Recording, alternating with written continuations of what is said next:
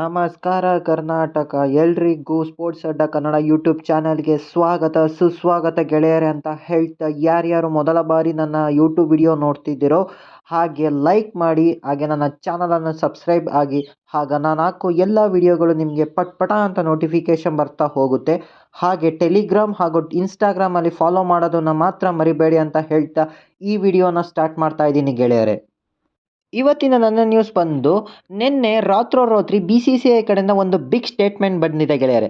ಅದು ಏನಪ್ಪ ಅಂತಂದರೆ, ನಮ್ಮ BCCI ಚೇರ್ಮನ್ ಆದಂತಹ ಜೈ ಶಾ ಅವರು T20 ವರ್ಲ್ಡ್ ಕಪ್ ರಿಲೇಟೆಡ್ ಒಂದು ಸ್ಟೇಟ್ಮೆಂಟ್ ಕೊಟ್ಟಿದ್ದಾರೆ. ಅದು ಏನಪ್ಪ ಅಂತಂದರೆ, ಇಷ್ಟು ದಿನಗಳಿಂದ ಗೊಂದಲದಲ್ಲಿದ್ದಂತಹ T20 ವರ್ಲ್ಡ್ ಕಪ್ಗೆ ಯಾರು ಕ್ಯಾಪ್ಟನ್ ಆಗ್ತಾರೆ ಎಂಬ ಗೊಂದಲ ಇತ್ತು.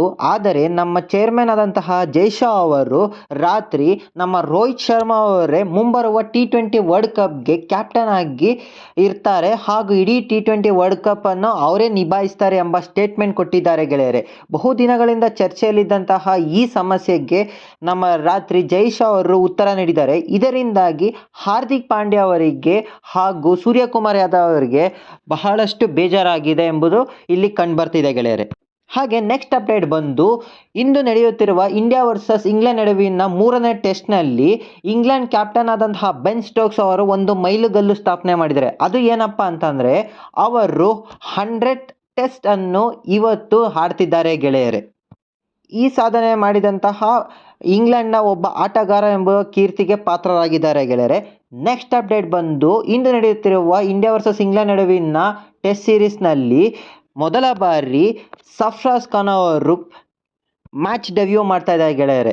ಈ ನಡುವೆ ಟೀಮ್ ಇಂಡಿಯಾದ ಪರವಾಗಿ ಕ್ಯಾಪ್ ಇಸ್ಕೊಳ್ಳುವ ಸಮಯದಲ್ಲಿ ಸರ್ಫರಾಜ್ ಖಾನ್ ಅವರು ಬಹುತೇಕ ದುಃಖ ಅನುಭವಿಸಿದರು. ಹಾಗೆ ಅವರು ತಂದೆಯೂ ಕೂಡ ಕಣ್ಣೀರು ಹಾಕಿರುವ ಸಂಗತಿಗಳು ಕಂಡು ಬರ್ತಾ ಇದೆ ಗೆಳೆಯರೆ. ಹಾಗೆ ನೆಕ್ಸ್ಟ್ ಅಪ್ಡೇಟ್ ಬಂದು, ನಮ್ಮ ಜೈ ಶಾ ಅವರು ಇನ್ನೂ ಒಂದು ಅಪ್ಡೇಟ್ ಕೊಟ್ಟಿದ್ದಾರೆ ಗೆಳೆಯರೆ. ಅದು ಯಾರ ಬಗ್ಗೆ ಅಂದರೆ, ನಮ್ಮ ಕಿಂಗ್ ಕೊಹ್ಲಿ ಬಗ್ಗೆ ಒಂದು ಅಪ್ಡೇಟ್ ಗೆಳೆಯರೆ. ಅದು ಏನಪ್ಪ ಅಂತಂದರೆ, ನಮ್ಮ ಕಿಂಗ್ ಕೊಹ್ಲಿ ರಿಲೇಟೆಡ್ ಒಂದು ಸ್ಟೇಟ್ಮೆಂಟ್ ಕೊಟ್ಟಿದ್ದಾರೆ. ಅದೇನಪ್ಪ ಅಂತಂದರೆ, ಬಹುದಿನಗಳಿಂದ ಚರ್ಚೆಯಲ್ಲಿದ್ದಂತಹ ನಮ್ಮ ಕಿಂಗ್ ಕೊಹ್ಲಿ ಅವರು ಟೆಸ್ಟ್ ಸೀರೀಸ್ನ ಯಾಕೆ ಆಡ್ತಿಲ್ಲ ಎಂಬ ಕಾರಣಕ್ಕೆ ನಮ್ಮ ಜೈ ಶಾ ಅವರು ಹೇಳಿದ್ದು ಇಷ್ಟೇ. ಅವರು ಇಲ್ಲಿಯವರೆಗೂ ಒಂದು ದಿನವೂ ಕೂಡ ಲೀವ್ ತಗೊಂಡಲ್ಲಿ ಪ್ರತಿ ಟೆಸ್ಟ್ನಲ್ಲೂ ಅವೈಲಬಲ್ ಇರ್ತಾರೋ. ಹಾಗೆ ಯಾರೂ ಕೂಡ ಪರ್ಸ್ನಲ್ ಲೀವ್ ಕೂಡ ಯಾವುದೇ ಕಾರಣಕ್ಕೂ ಅವ್ರು ಪರ್ಸ್ನಲ್ ಲೀವ್ ತೊಗೊತಿರಲಿಲ್ಲ. ಈ ಬಾರಿ ಮಾತ್ರ ಅವರು ಒಬ್ಬ ಸ್ಪೋರ್ಟ್ಸ್ಮನ್ ಆಗಿ ತಮ್ಮ ವೈಯಕ್ತಿಕ ಕಾರಣವನ್ನು ಕೊಟ್ಟು ಜೈ ಶಾ ಅವ್ರ ಹತ್ರ ಲೀವ್ ಪಡೆದಿದ್ದಾರೆ ಎಂಬುದ ಸ್ಟೇಟ್ಮೆಂಟ್ ಕೊಡ್ತಿದ್ದಾರೆ. ಇದರಿಂದಾಗಿ ನಮ್ಮ ಜೈ ಶಾ ಅವರು ನಮ್ಮ ವಿರಾಟ್ ಕೊಹ್ಲಿಯನ್ನು ಬ್ಯಾಕ್ ಮಾಡುವುದು ನಮಗೆ ಕಂಡು ಬರ್ತಾ ಇದೆ ಗೆಳೆಯರೆ.